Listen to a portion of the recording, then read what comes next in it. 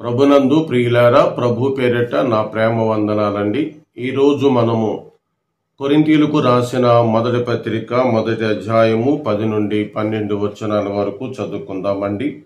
సహోదరులారా, మీరందరూ ఏకభావముతో మాటలాడవలననియు మీలో కక్షలు లేక ఏక మనస్సుతోనూ ఏక తాత్పర్యముతోనూ మీరు సన్నందులై ఉండవలననియు మన ప్రభువైన యేసుక్రీస్తు పేరట మిమ్మును వేడుకొనుచున్నాను.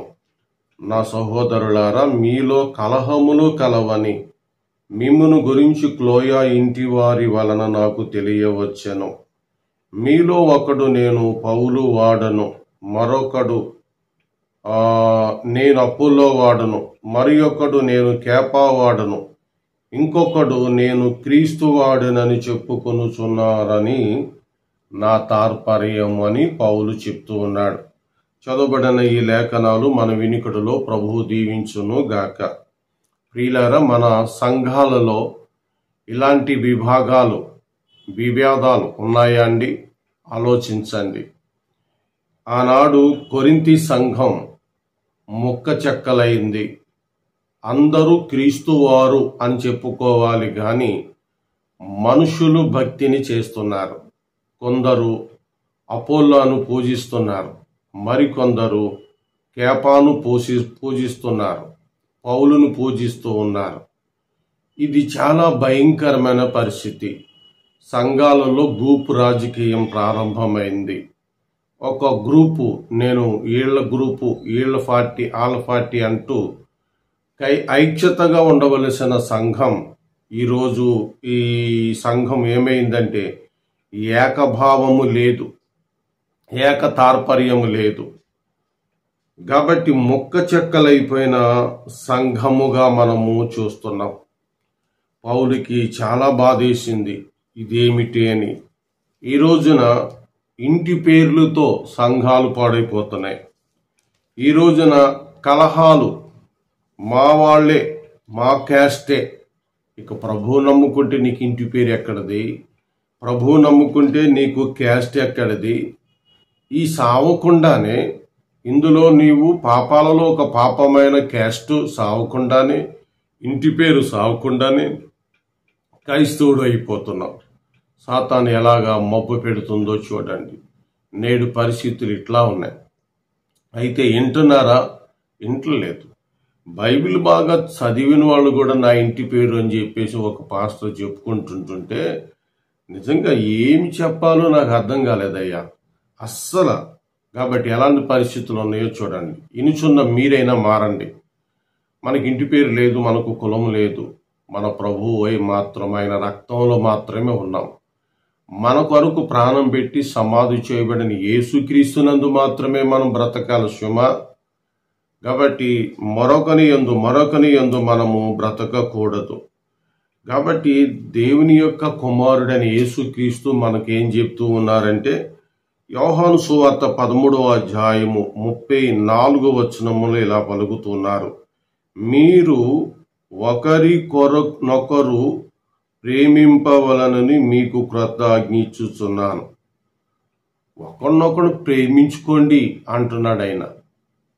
కానీ వీళ్ళు ఎలా ఉన్నారు? ప్రేమ లేదు వీళ్ళ మధ్యన.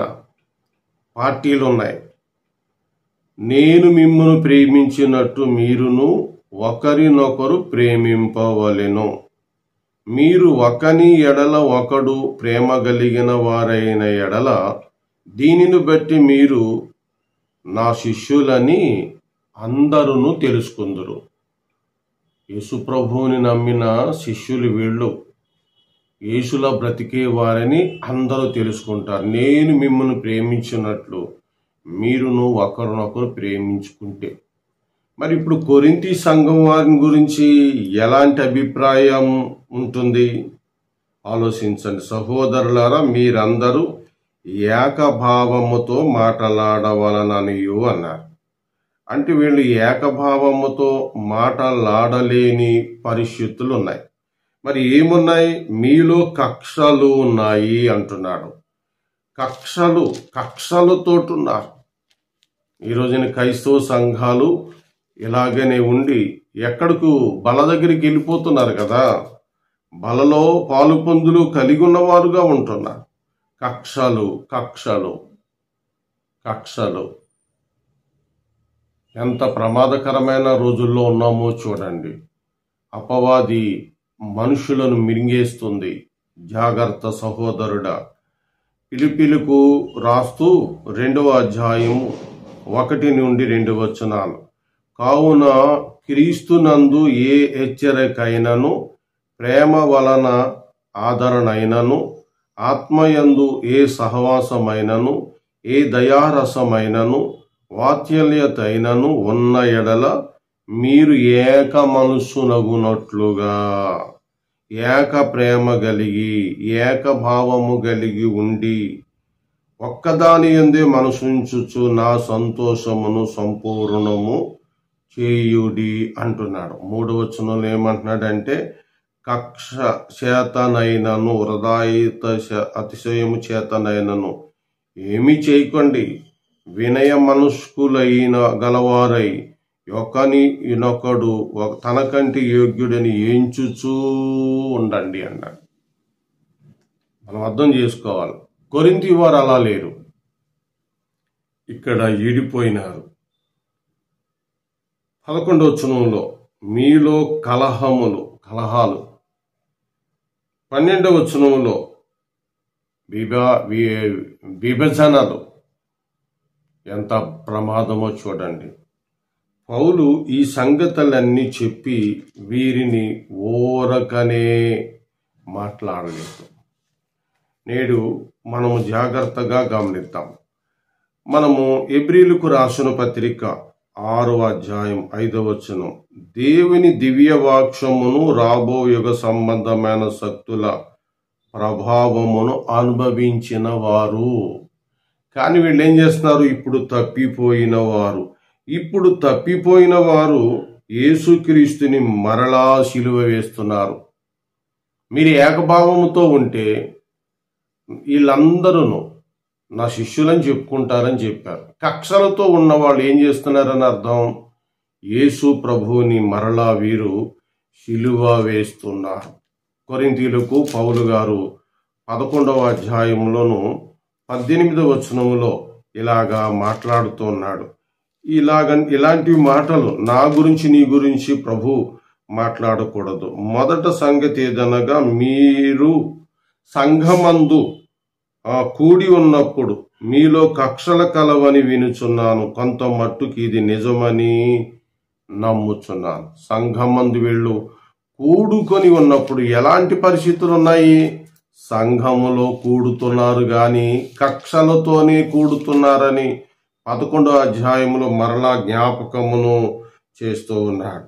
ఈ సంఘములో కలహాలు బట్టి స్థిర విశ్వాసం కోల్పోయినారు, స్థిర మనస్సు కోల్పోయినారు. అందుకును అసూయ చేతనున్నారు, కలహ బుద్ధితో ఉన్నారు, మరికొందరు మంచి బుద్ధితో ఉన్నారు. ఫిలిప్పీల్లోకి పౌలు గారు రాస్తూ అసూయతో ఉన్నారు, కలహ బుద్ధితో ఉన్నారు. 1వ అధ్యాయం 17వ వచనంలో. కాబట్టి వీళ్ళందరూ ఎలా చెడిపోయినారో చూడండి. వీళ్ళు పాడైపోతానికి కారణం ఏమిటై ఉన్నది? వీరు మొదటి కారణం వాక్యమునకు చోటివ్వకపోవటం. రెండవ కారణం, ఎవరైతే ఈ సంఘాన్ని స్థాపించినారో పౌలుని కాదనటం, పౌలు సేవకుడా అపోస్తులుడా అని ప్రశ్నలు వేయటం. అప్పుడే ఈ సంఘం దారి తప్పిపోయింది. దేవుని సేవకుని నిందిస్తే మొదటగా సంఘం దారి తప్పిపోయినట్టే. కొన్ని సంఘాల్లో చూడండి, పాస్టర్ని తీసి పాస్టర్ని పెడతారు. ఆ సంఘం కాదు, అది దారి తప్పిపోయింది. కాబట్టి వీళ్ళలో ఖర్చుకుంటున్నారండి. గలతీ 5:15లో, అయితే మీరు ఒకరినొకరు ఖర్చుకొని భక్షించుకొని ఎడల మీరు ఒకని వలన ఒకడు బొత్తుగా నశించిపోదురు. కాబట్టి మీరు అలాగా ఉండకుండా జాగ్రత్తగా చూచుకొనుడి అంటున్నాడు పౌలు. కాబట్టి ఇలాంటి పరిస్థితుల్లో వీళ్ళున్నారు. కాబట్టి ప్రియులారా, ఈరోజు మనం ఏం చేయాలి? ఈ కక్షలన్నీ విడిచిపెట్టాలి. ఈ వృధాతిశయముగా ప్రయాసపడుతున్న విషయాలన్నీ విడిచిపెట్టాలి. మనం ప్రభువంక మాత్రమే చూడాలి సుమా. ప్రభువునే అనుసరించాలి, మనుషులను కాదు. మన కొరకు కల్వరిలో ఆయన రక్తం కార్చినాడు కానీ అపోల్లో రక్తం కార్చలేదు, కేప రక్తం కార్చలేదు, పౌలు రక్తము కార్చలేదు. మనము క్రీస్తువారుగానే ఉండాలి. క్రీస్తు తన రక్తంతో మనల్ని కొన్నాడు. తన యొక్క సంఘముగా, తన శరీరముగా, తన సంఘములో ఒక అవయవాలుగా ఉంచుకున్నాడు. కాబట్టి మనం క్రీస్తు సంఘము, ఆయన బిడ్డలం, ఆయన వలె ఉన్నాం. ఆయన మన కొరకు ప్రాణం పెట్టి సమాధి చేయబడి తిరిగి లేచి పరలోకానికి వెళ్ళి రాబోతుంటుండగా ఈ రోజున కొరింథీ సంఘం వారులాగా మనలో ఎవరూ ఉండకూడదు. ఐక్యత కలిగి ఉందాం. ప్రభువు రాకడలో మరి ఇది కూడా అనైక్యత సూచన ఒకటి. కాబట్టి జాగ్రత్త కలిగి ఉందాం. ప్రభు ఈ మాటలు మన హృదయంలో నింపి బహుగా దీవించును గాక. ఆమేన్. ప్రేమ నమ్మకమైన తండ్రి, ఈరోజు వర్తమానం విన్న నీ ప్రియులను దీవించి కాపాడండి. ఐక్యత దయచేయండి. ఎవరైతే ఏ కలహాలతో సంఘాల్లో ఉన్నారో, ఇంటి పేరుని బట్టి, కులాన్ని బట్టి విభాగాలు నాయన విడిపోతున్నారో వారిని మీరు జ్ఞాపకం చేసుకోండి. సంఘాల ఐక్యతగా ఉండుటకు సహాయం చేయండి. కొరింథీ సంఘాన్ని అగ్ని వంటి మాటతోటి పౌలు సరిచేసినట్లుగా ఈరోజు వినుచున్న వారి హృదయాలలో మీ యొక్క నాయన మరి వాక్యము యొక్క గద్దింపును దయచేసి చక్కగా వారు సరై ఉండటానికి సహాయం చేయండి. మా అందరి కుటుంబ అవసరతలు తీర్చండి. క్రీస్తు యేసు ఘన నామములో ఈ ప్రార్థన అడుగుచున్నాము తండ్రి. ఆమేన్.